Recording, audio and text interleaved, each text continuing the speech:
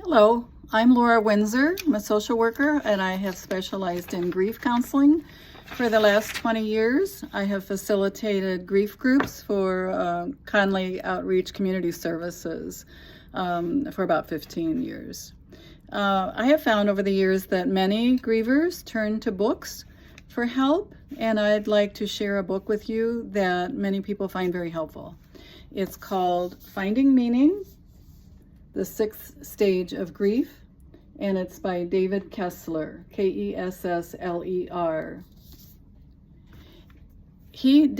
Kessler bases the book on a theory by Elizabeth Kubler-Ross. You may have heard of her. She was the first professional who categorized grief as 5 stages. Some of you may have heard about it.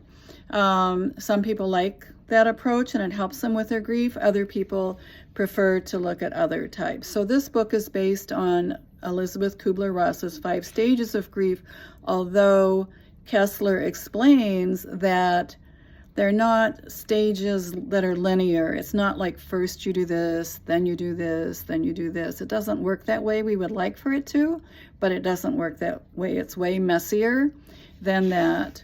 So he explains that the stages are not linear, and he adds the 6th stage of grief, which is what the focus of this book is.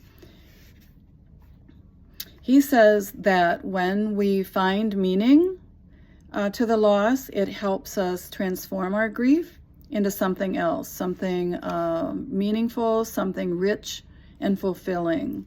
He says that finding meaning in the grief and in the loss, it empowers us to find a path forward, which we all know is very helpful because sometimes we feel stuck. He says, thirdly, that it helps us make sense of our grief. Personally, I prefer the term finding, not finding meaning, but rather creating meaning. It's not like you're taking a walk in the woods and you find a mushroom and it's already there. It's more like you have to work at it to create a sense of meaning. In the introduction of the book, he makes several points, and 2 of these points are finding meaning takes time and work, and only you can find your own meaning. It's different for everyone. He divides the book into 3 sections. Part 1, he answers the question, what is meaning? Which is the meat of the book. Part 2, he describes specific kinds of losses: suicide, child loss, infant loss, addiction.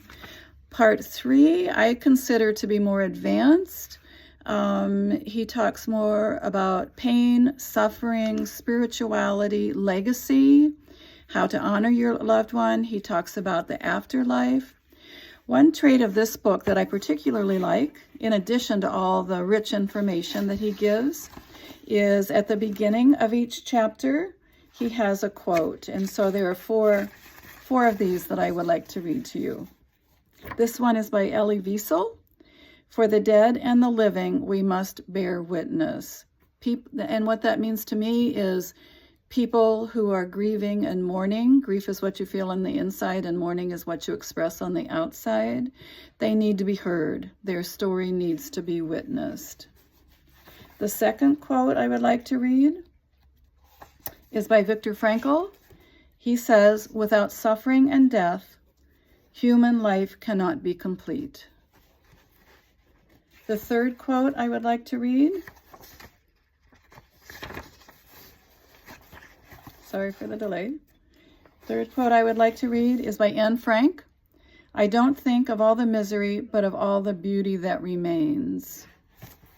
And the last quote that I would like to read is by Winnie the Pooh.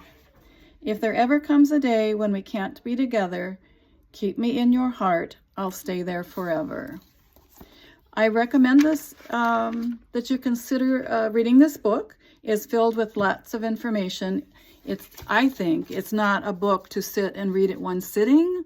There's a lot to absorb, process, relate it to your own situation. So I encourage you to take time to absorb it. Thanks for listening.